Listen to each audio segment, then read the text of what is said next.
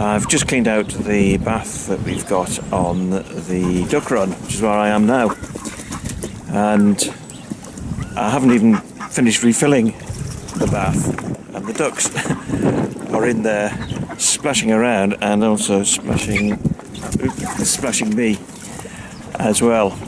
So welcome to Self-Sufficient in Suburbia for a rather soggy December 2022.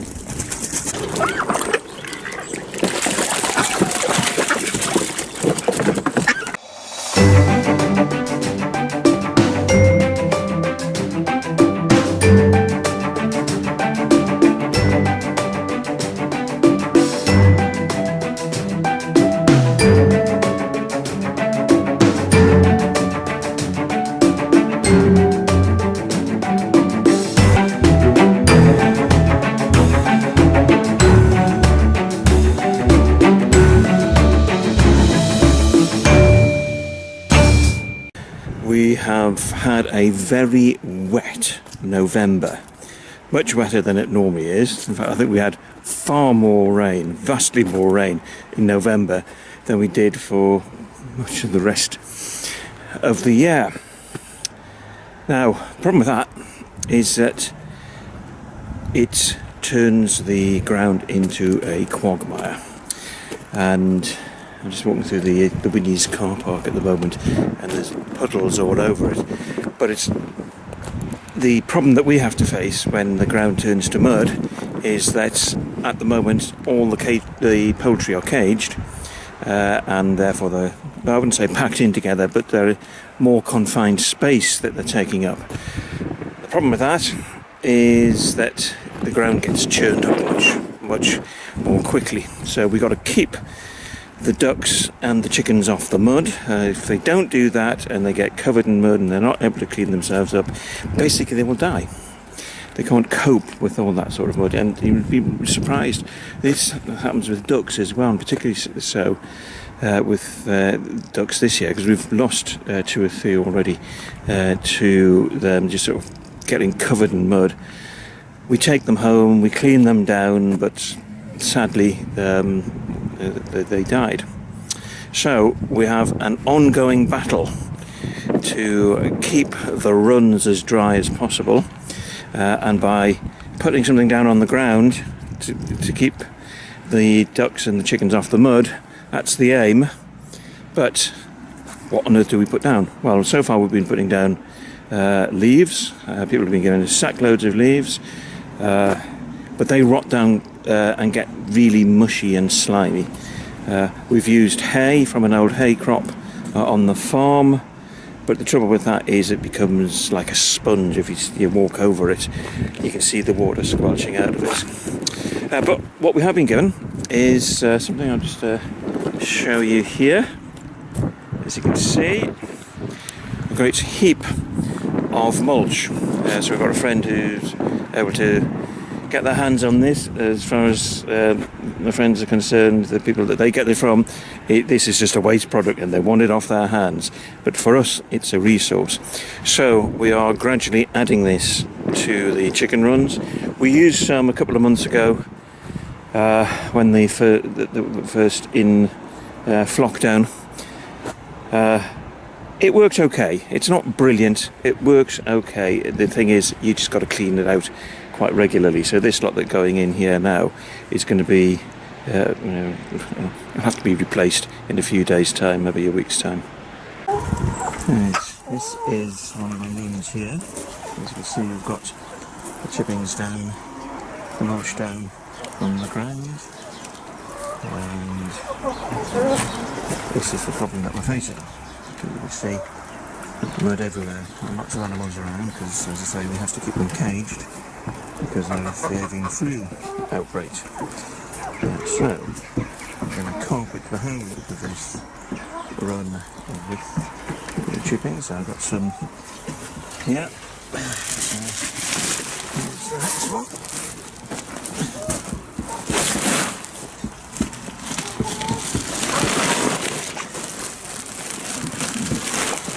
This is a world record in holding a camera in one hand and a stack of mulch in another. There we go, nice.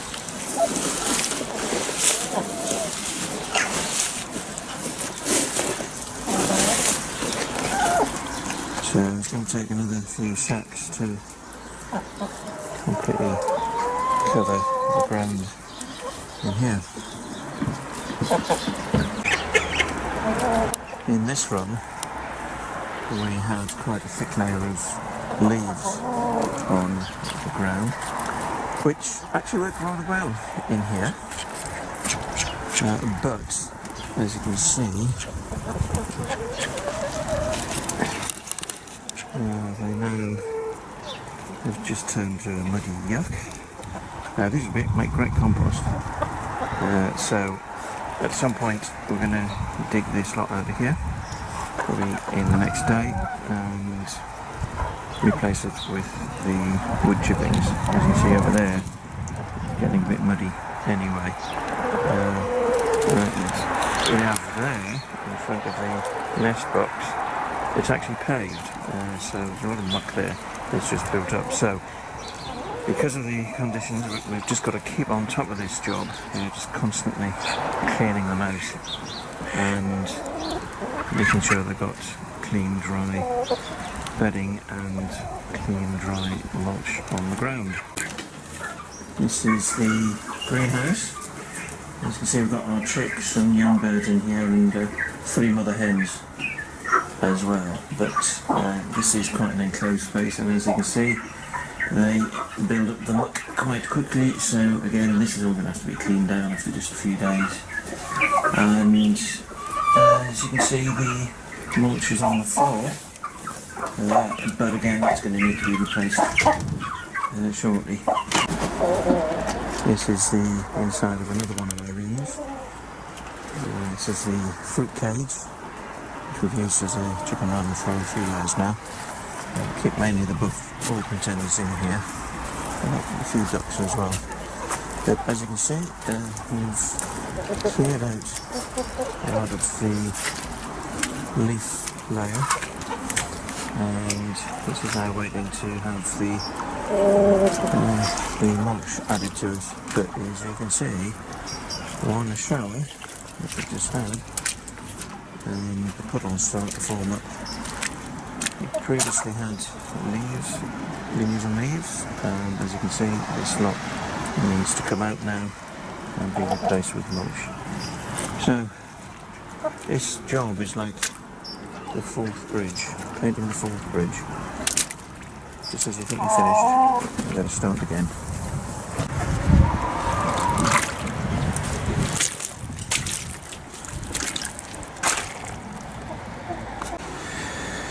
Well, we waste nothing, and all the muck that we've dug out of the chicken runs and the duck runs went into sacks, and we were going to take it down to our farm to put on the raised beds, but the Winnie's Community Garden intervened and said could they have some muck, and asked how many sacks they want, and they said about anything they can take.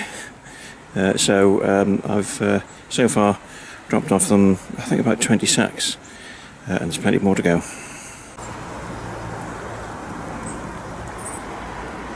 So they'll put these, the content of these, either onto their raised beds or into their compost bins. It's a really cold, crisp winter morning, and the snow's on the ground.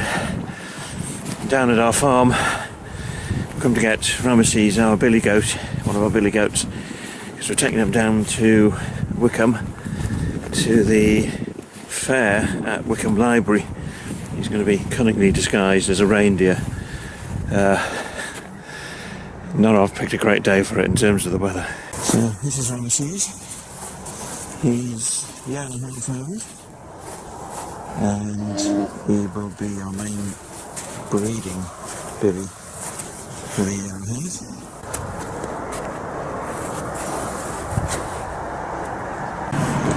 Right, we're all set up now, so as you can see, Ramesses is cunningly disguised as a reindeer, and we've already collected quite a bit of money in our collecting tin there, all of which goes to the library.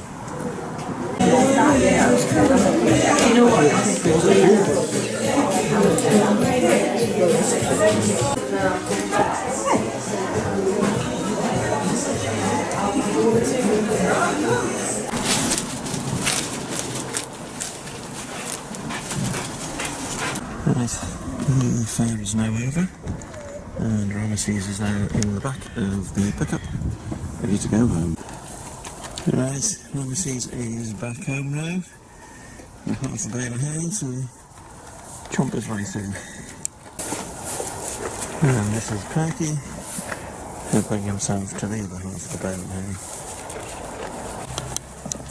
Decided to feed the sheep some hay as well.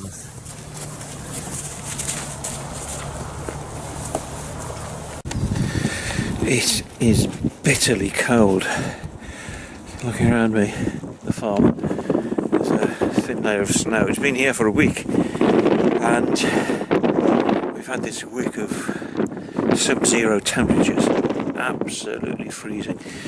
I think it's the Russians getting their own back on us, and send all this freezing cold Siberian weather our way.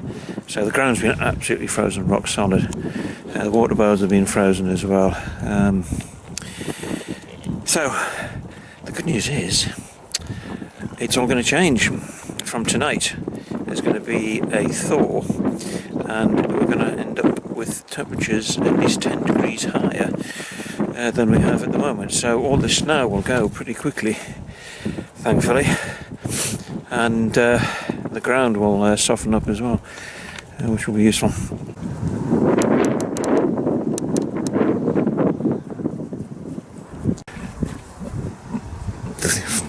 Frost has gone, the snow's gone, the ice is largely gone, even the ground is soft, and it's so much warmer.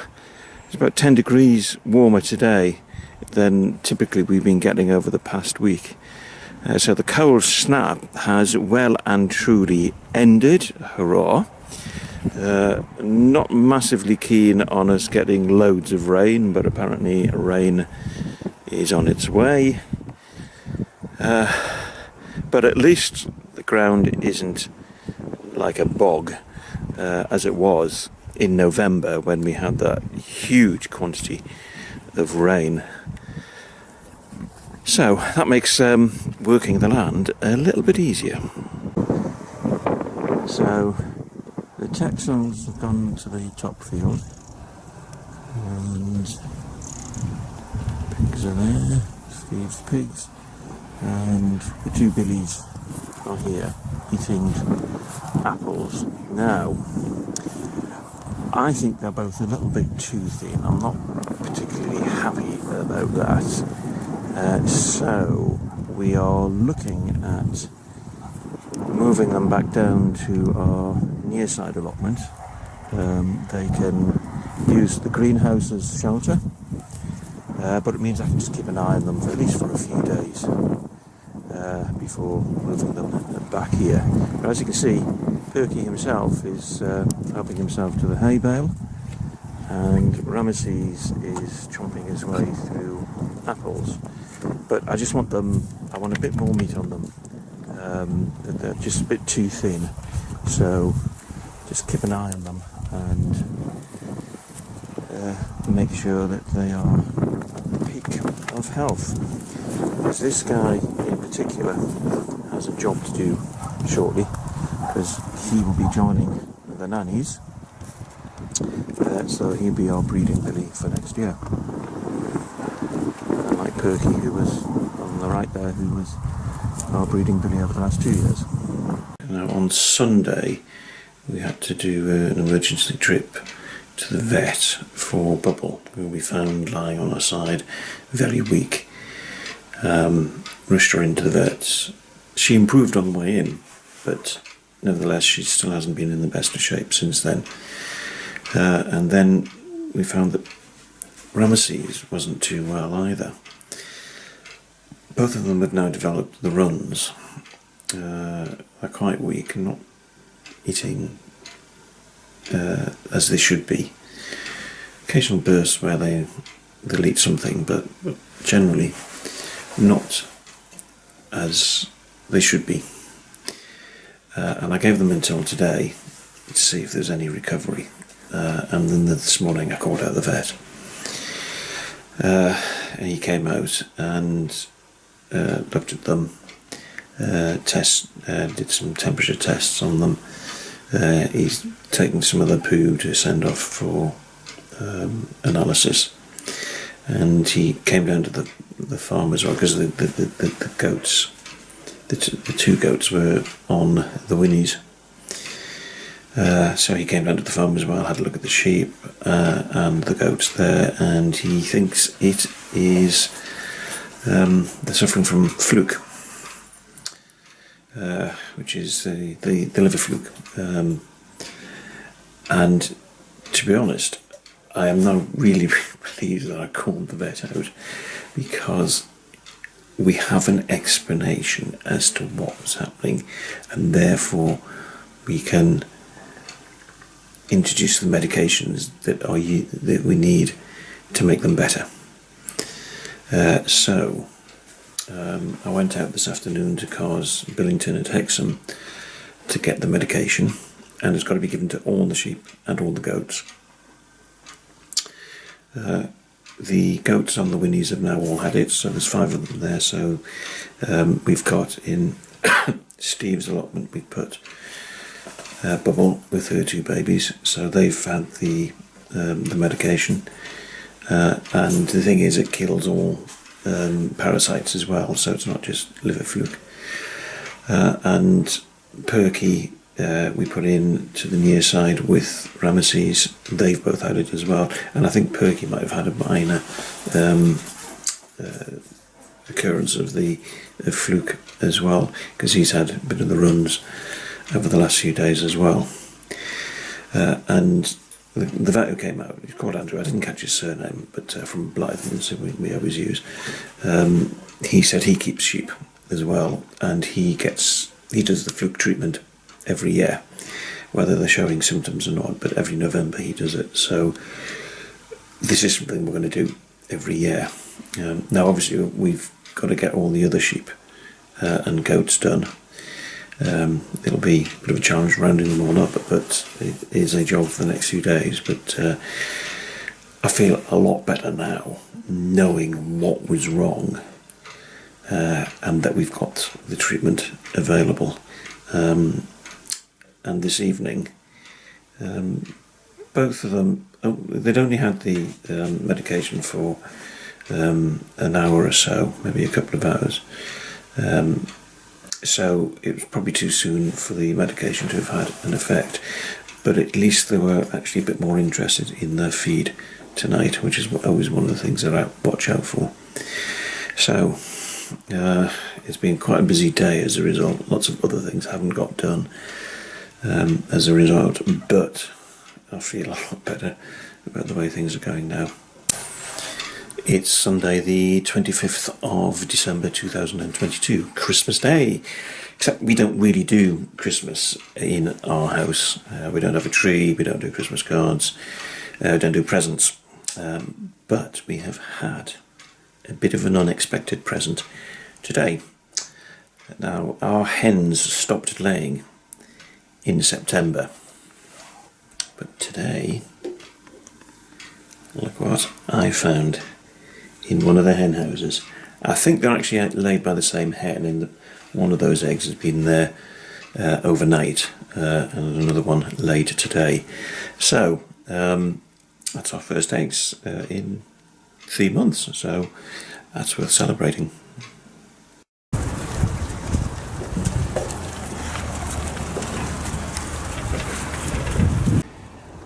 We didn't have a good end to 2022. I'd hoped that Bubble, Perky and Ramesses were going to recover from the liver fluke that they'd picked up. But sadly, over New Year, all 3 of them passed away. And it's been quite a shock to us, and it also leaves us without a billy goat, so we're going to have to start the search for that, for a replacement. It was quite a shock to us and really upsetting as well, but we've just got to pick ourselves up and keep moving forward. So hopefully you'll continue to follow us in 2023 as we try to become a bit more self-sufficient.